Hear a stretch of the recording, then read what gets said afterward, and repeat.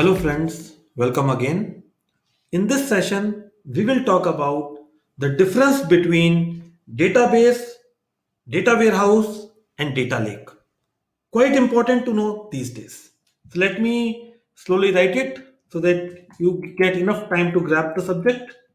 Database versus data warehouse versus data lake. Some of you might be already aware of it, but let me still repeat it. So database, most of you would be aware of. What is a database? A database is nothing or a system which holds data, right? Now, what is the purpose of database? What kind of data it deals with? It deals with majorly transactional data. Transactional data. What is transactional data?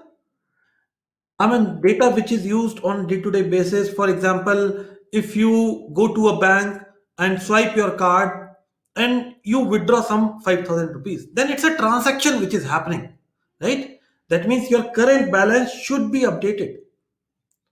So this is a transaction. So databases majorly deal with transactional day-to-day data and are best meant for OLTP purpose. OLTP. So I'll just write it like this: transactional data, OLTP. What is OLTP now? It stands for online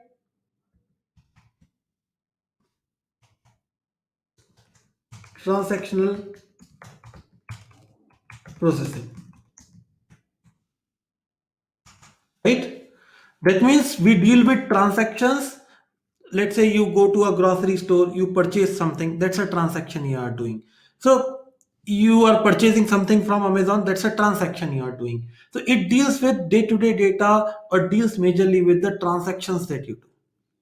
I hope this is clear. And in Hive, we have talked about this clearly, that what is a transactional system versus an analytical system. So I believe you should be clear with these aspects. Now, databases majorly deal with structured data. Structured data. That means data has certain format. It's in the form of rows and columns, right? So it follows a rigid structure which we have to cater to. Now it majorly deals with recent data or day-to-day data, right? Because we are saying we want to cater to the needs very quickly, so it cannot hold historical data. It holds only the recent data, might be, let's say, last 5 months data, 6 months data, but you cannot think of a database to hold years of data, like last 10 years. No, it will hold the most recent data only for better performance. Right? Now, as I mentioned, the example can be online banking transaction, right? You go to a ATM and swipe your card. That's a transaction which you are doing. You open Amazon.com, purchase something. That's a transaction that you are doing. That means an entry will go and sit in database after that, right? What is one good database? I mean, probably you would have heard of Oracle, right? Oracle is one good database. MySQL, all of these. There are many others, but probably most of you would be aware of Oracle and MySQL. Now, just to let you know, database follows schema on write. I'll explain what is this schema on write. What does this mean? This means that you will define certain schema. For example, you will create a table, let's say employee table, right? With certain attributes. Now, let's say it has employee ID, employee name, right? And let's say salary, something like that. And let's say this employee IDs, for example, consider it is a number, it is, let's say, a string type, and it is, for example, a number again. Now, when you insert the data to this table by saying insert into employee, and then you put in some data here, then it will validate whether this data matches this schema or not. That means while writing itself, it will give you an error if there is any mismatch. So that is why we say Oracle or your MySQL or in general a database follows schema on write. That means while writing, it will validate the schema or the structure of the table. If there is any mismatch, it will give you an error then and there. Right? So I hope this is clear. So it follows schema on write. If there is any mismatch with the structure, then we will get an error. During writing only, it will validate that. And also just to let you know, the cost of storing in database is high. So the cost to store the data in database is high. And that is why you really do not want to put in or overburden your database with lot of data, because it can be very costly and inefficient too. So mostly we want to keep our recent data in database, right? And the purpose is more to cater with day-to-day transactions, which we have to achieve in real time. I hope this is clear. And it's schema on, right? Two good databases are Oracle and MySQL. There are many others too. And it mostly caters with structured data, which is in a certain format. So I hope you are clear with what exactly is a database. Fine. Now, having talked about it, let me see if the recording is happening. Yeah. So having talked about it, let's talk about what is a data warehouse now. Data warehouse.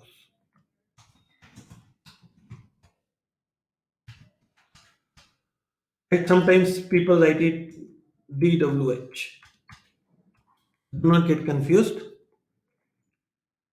Now, a data warehouse ideally holds more data than a database and is mainly used for analytical purpose. Analytical purpose. That means our requirement can be that first of all, let's say in a database, some transactions happen. That you made some purchases from Amazon. That's a transaction which would sit in Amazon's database, let's say. Now, Amazon people want to find some insights around your purchase trends, and they want to analyze your last 10 years data in order to see that. How it will happen? These people then have to bring this data to a data warehouse and do this analytical processing. Right? I'll explain more. So it's mainly used for analytical processing where we require a lot of historical data to find the insights. Right? So we deal with a lot of historical data here. That means data warehouse is a place which will keep lot of your historical data, and with the intent to keep or to give some good insights around that. So it's mainly used for analysis purpose rather than day-to-day operations. I hope we are clear with this. Now, why can't we do this processing on a database? You might have a question in mind. Okay, I could have done this processing over my database also, but why not we are doing that? I'll tell you the reason. If you really want to do that processing in your database, the very first challenge is you would have to keep lot of data, which can be very, very costly. Second is The moment you run complex queries for your analysis on a database, I'll write it also. So the moment we run complex queries on our database with an intent to do some analysis, with an intent to do some analysis, then the day-to-day activities or the transactions will be impacted. That means the database will go slow and whatever day-to-day routine work is happening in your database will be hampered. Then your day-to-day transactions will become slow. And whatever you are doing there will become very, very slow and your existing users will be impacted. So we really do not want to complicate things and overburden database with lot of analytical queries. That's why we say that, okay, no worries. We will take this data from database and put it to a data warehouse, which is specially meant to do analysis. Right?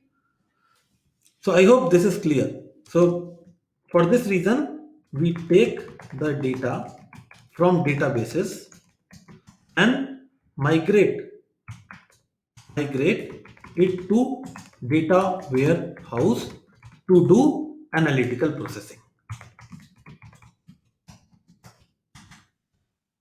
I believe we are good with this. So database is meant for day-to-day transactions. Data warehouse is meant to do analysis. And how do data warehouse get the data from? It gets it from databases. And there might be 3 or 4 databases from which we migrate the data to data warehouse. That means we get the data from multiple sources here. From multiple sources. It's not just one source, can be multiple sources, because when you really want to do some analysis, you require a lot of data from various systems together, and you can put it all here. Again, just to let you know, data warehouse also deal with structured data. And again, it's schema on write. So in this means it is similar to your database because it also deals with structured data and mostly it's schema on write. So I hope this is clear. And you would have understood why exactly we are not using our database to do these things. Because day-to-day activities will get hampered or become very slow if we do a lot of complicated queries on database. What's one good example of a data warehouse? It can be TeraData. TeraData is one good example. Now, storage cost is high, but not as high as your database. So, storage cost is high, but lesser than your database. Just to give you an idea around it. So with this, probably you would have understood what exactly is a data warehouse.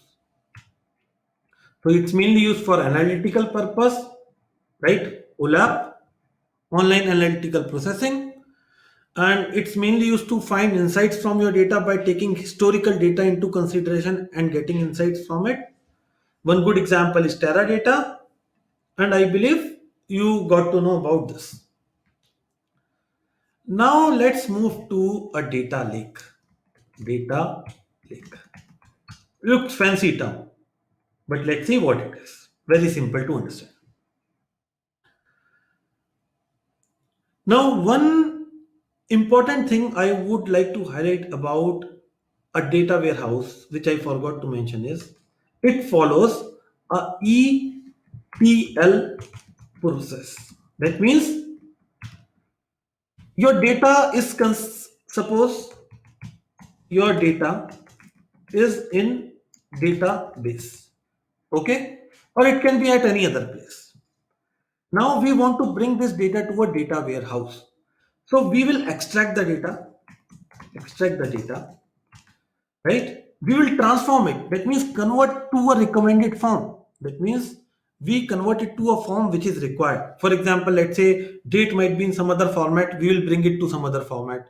We will also bring in only the columns which is required. So that means getting the data in the right form or whatever data we want. So that's transform.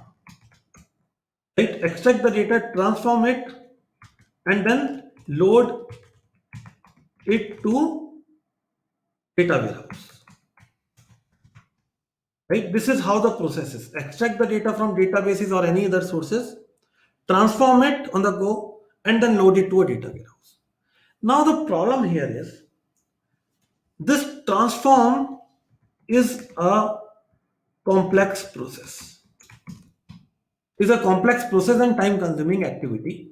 And sometimes when loading the data, we are not aware that what transformations we need, but we are hooked to it that we need to transform it before loading, right?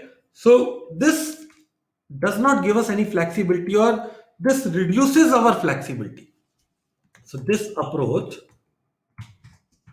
reduces our flexibility,